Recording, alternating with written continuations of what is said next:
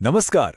ईश्वर का अस्तित्व है या नहीं, ये एक ऐसा सवाल है जो शायद जब से इंसान ने सोचना शुरू किया है तब से पूछा जा रहा है।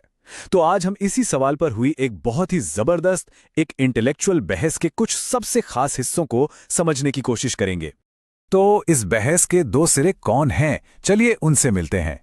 एक तरफ हैं जाने माने कवि और गीतकार जावेद अख्तर साहब, जो खुद को एक नास्तिक मानते हैं और तर्क और रैशनलिज्म की बात करते हैं। और उनके सामने हैं मुफ्ती शमाइल नदवी, एक इस्लामी स्कॉलर जो अपनी बात दार्शनिक तर्कों यानी फिलोसॉफिकल लॉजिक के आधार पर रखते हैं। तो आगे हम इस पूरी चर्चा को कैसे समझेंगे, ये रहा उसका एक छोटा सा रोड मैप। शुरुआत करते हैं पहले हिस्से से, अस्तित्व पर एक बहस। और हां, बहस शुरू होने से पहले ही मॉडरेटर एक बहुत जरूरी बात साफ कर देते हैं। वो कहते हैं कि देखिए, ये कोई जंग का मैदान नहीं है, यहां विचारों का एक सभ्य आदान प्रदान होना है बस। अब आता है सेक्शन 2, युद्ध का मैदान, शुद्ध तर्क। और ये बहुत ही दिलचस्प है, क्योंकि असल बहस शुरू होने से पहले मुफ्ती नदवी एक तरह से कह सकते हैं कि खेल के नियम तय करते हैं। वो बताते हैं कि ये वैचारिक लड़ाई आखिर किस जमीन पर लड़ी जाएगी। तो नियम क्या है? पहला, विज्ञान की बात नहीं होगी। क्यों? क्योंकि विज्ञान फिजिकल दुनिया को देखता है, वो किसी नॉन फिजिकल चीज को न तो साबित कर सकता है न ही नकार सकता है। दूसरा, किसी भी धार्मिक ग्रंथ का सहारा नहीं लिया जाएगा ताकि बात एक जगह आकर रुक न जाए।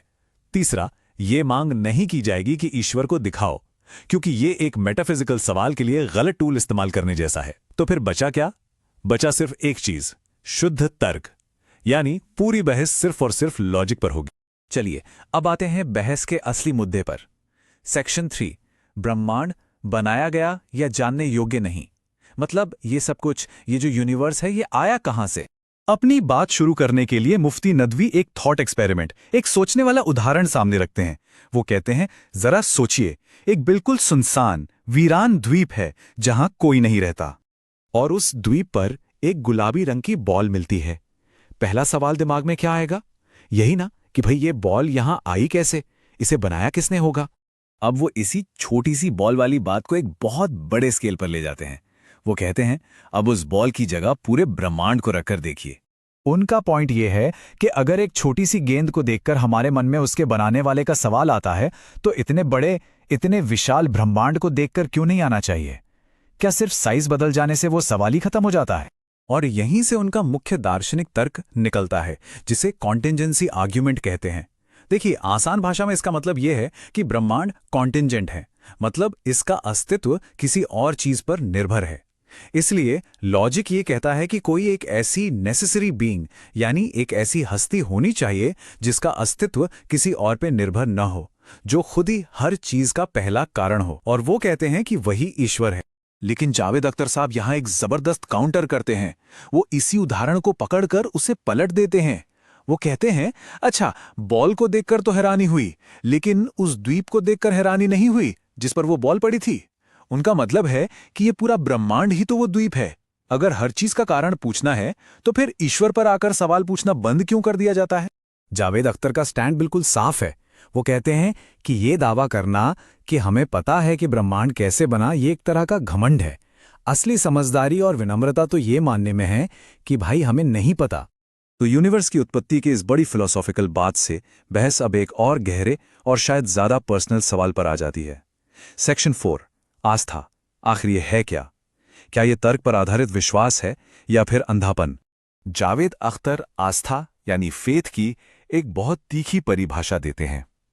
उनके मुताबिक आस्था वो विश्वास है जिसके लिए कोई सबूत नहीं है, कोई लॉजिक नहीं है, कोई वजह नहीं है, कोई प्रूफ नहीं है। वो कहते हैं कि अगर प्रूफ होता तो उसे सिर्फ विश्वास या नॉलेज कहते, आस्था क्यों कहते? इस पर मुफ्ती नदवी सीधे सीधे जवाब देते हैं। वो कहते हैं, नहीं, हम इस बात पर सहमत हैं। हम भी ऐसी किसी आस्था को नहीं मानते जिसके पीछे कोई तर्क या सबूत न हो। हम तो उस आस्था की बात कर रहे हैं जो पूरी तरह से लॉजिक पर टिकी है। तो यहां देखने वाली बात यह है कि दोनों के बीच बहस की जड़ इस आस्था शब्द के मतलब में ही छिपी है। जावेद अख्तर के लिए जहां आस्था है वहां तर्क खत्म हो जाता है, वहीं मुफ्ती नदवी के लिए तर्क ही आस्था तक पहुंचने का रास्ता है। अब हम आते हैं बहस के ऐसे हिस्से पर जो शायद सबसे मुश्किल और इमोशनल सवाल खड़ा करता है। सेक्शन 5 नैतिकता और बुराई की समस्या।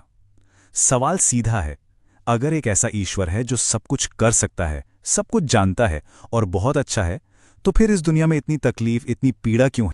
और जावेद अख्तर इस सवाल को बहुत ही सीधे तरीके से एक बड़ी भावनात्मक चुनौती के तौर पर सामने रखते हैं। वो पूछते हैं कि मासूम बच्चों को जो भयानक दुख झेलने पड़ते हैं, उसे कैसे समझाया जा सकता है? और इस एक सवाल पर दोनों पक्षों के बीच का फर्क बिल्कुल साफ हो जाता है। नास्तिक पक्ष का कहना है कि एक सर्वशक्तिमान ईश्वर जो दुख को होने दे, वो या तो सर्वशक्तिमान नहीं है, या अच्छा नहीं है, या फिर है ही नहीं। वहीं आस्तिक पक्ष का जवाब यह है कि ये दुनिया एक इम्तिहान है और इंसान को जो सोचने समझने की आज़ादी मिली है, उसमें बुराई करने की गुंजाइश भी शामिल है। और ईश्वर का जो बड़ा प्लान है, वो हमारी छोटी सी समझ से बहुत परे है। और अब हम पहुंचते हैं आखिरी हिस्से पर, अंतिम टकराव। यहां आकर ये साफ हो जाता है कि दोनों पक्ष एक ऐसी जगह खड़े हैं जहां से कोई बीच का रास्ता निकलता नहीं दिख रहा। तो आखिर में गतिरोध क्या है? मुफ्ती नदवी का स्टैंड यह है कि लॉजिक ही हमें बताता है कि इस ब्रह्मांड का एक बनाने वाला होना चाहिए, जबकि जावेद अख्तर का स्टैंड यह है कि दावों को साबित करने के लिए सबूत चाहिए, और बिना सबूत के और दुनिया में दुख जैसी समस्याओं को देखते हुए सबसे तर्कसंगत पोजीशन ना मानना ही है। तो इस पूरी चर्चा से क्या नतीजा निकलता है? देखिए, यहां कोई विजेता घोषित नहीं किया जा सकता। ये विश्लेषण हमें एक बहुत गहरे सवाल के साथ छोड़ जाता है। क्या यह ब्रह्मांड अपने आप में किसी बनाने वाले का सबूत है, या फिर एक बनाने वाले की जरूरत महसूस करना हमारे इंसानी दिमाग और कल्पना की एक सीमा है? ये वो सवाल है जिस पर सोचने की जरूरत है।